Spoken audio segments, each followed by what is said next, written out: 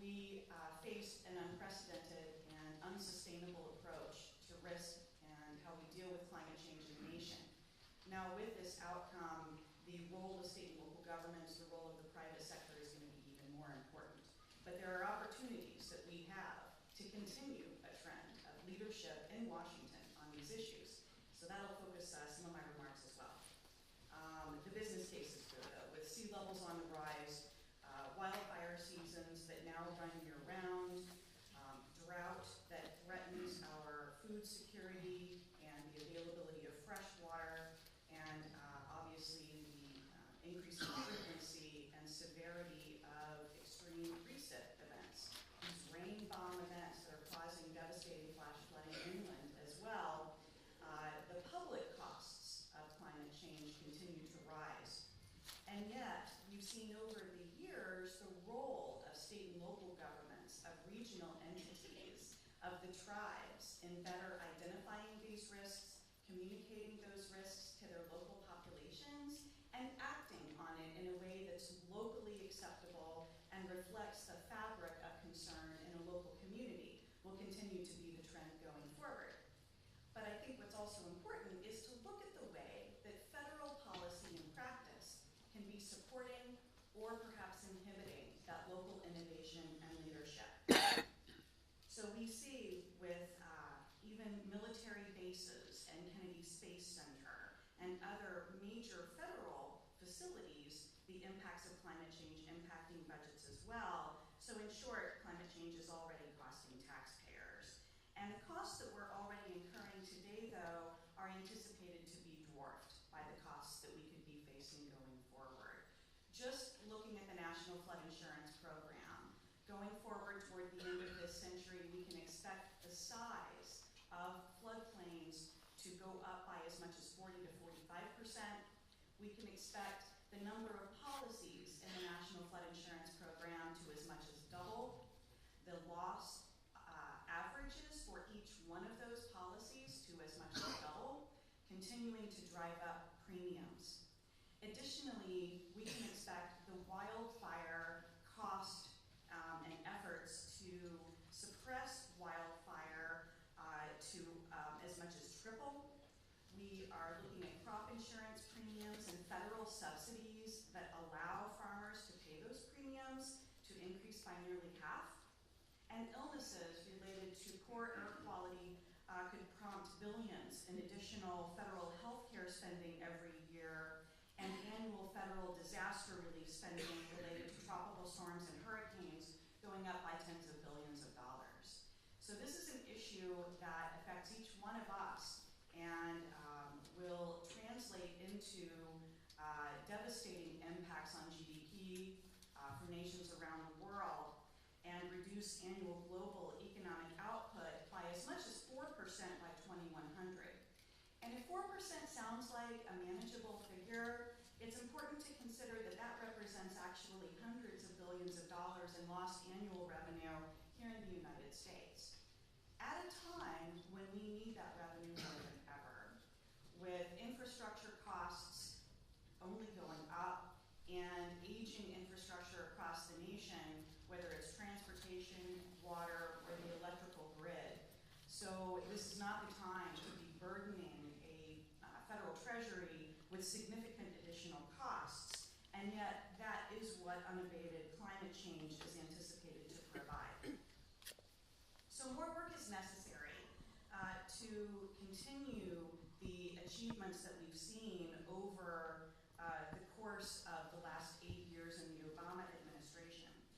We have seen significant advancements in our ability to measure these risks and quantify and monetize these risks and translate that information into improved standards. I'll speak about that a little bit more with more specificity and give you one of the first big takeaways from my talk this morning related to data and information. But we also need to better be able to inform the underwriting practices across the federal government.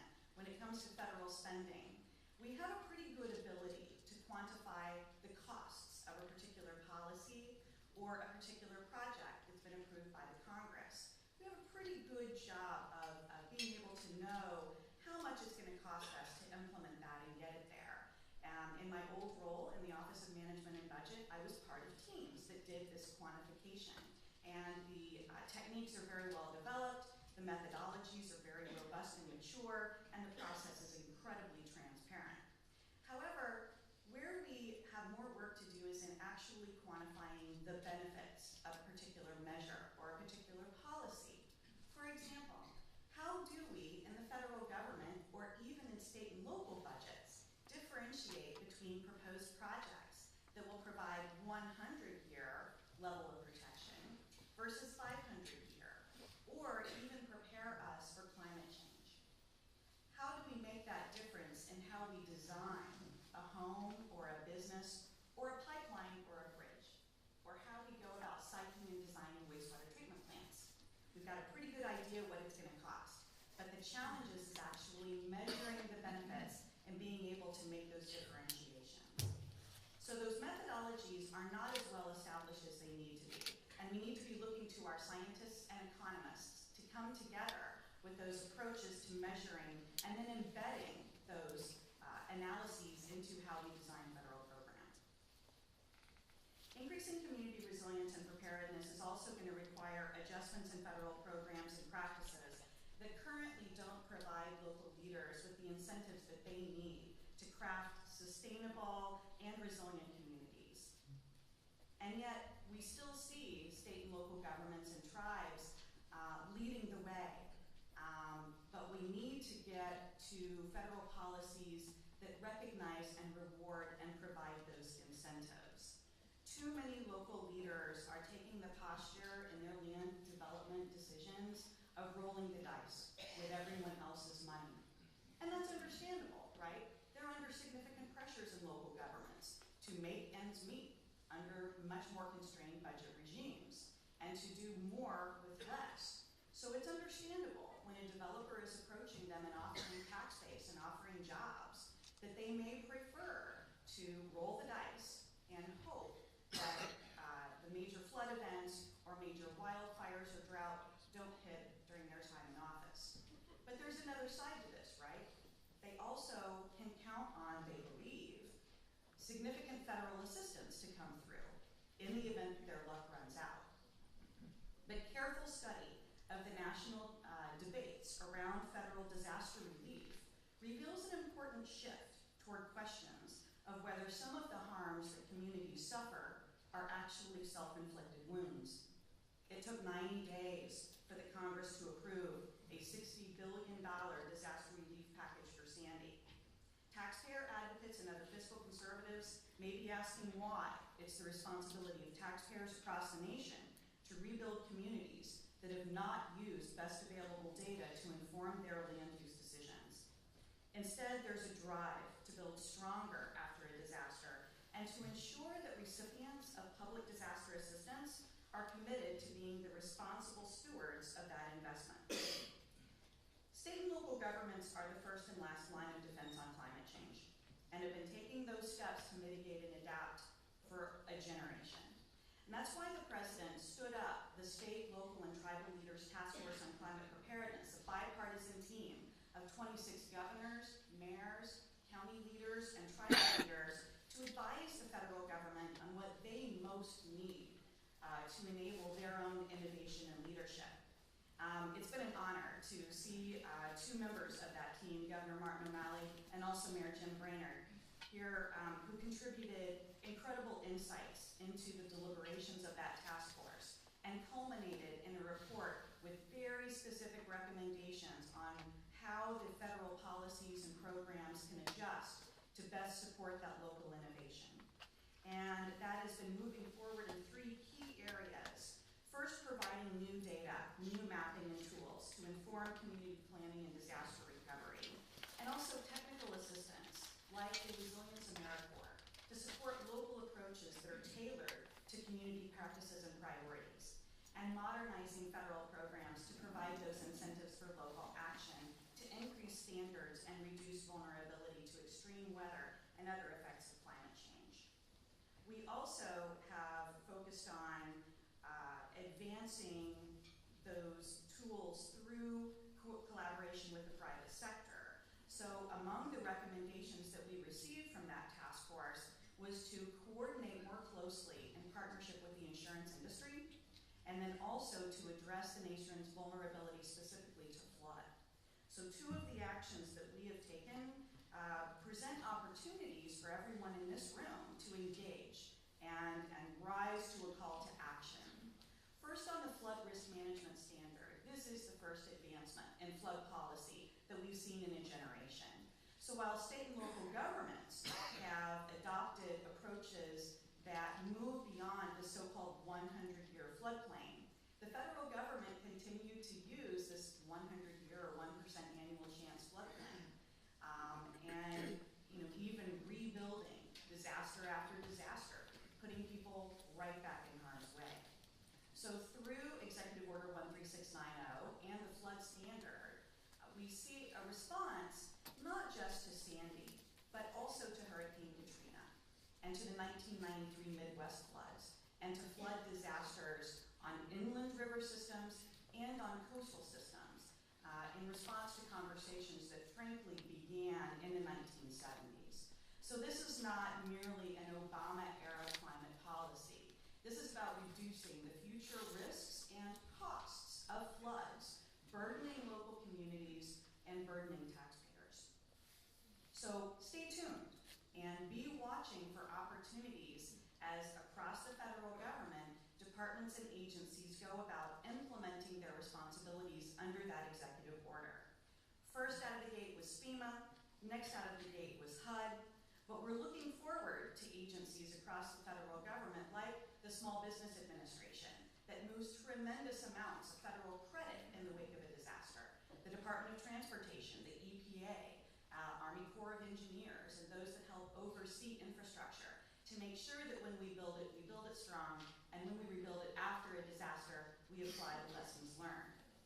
But the opportunities to comment on these policies are absolutely critical. And that brings me to the first important takeaway here.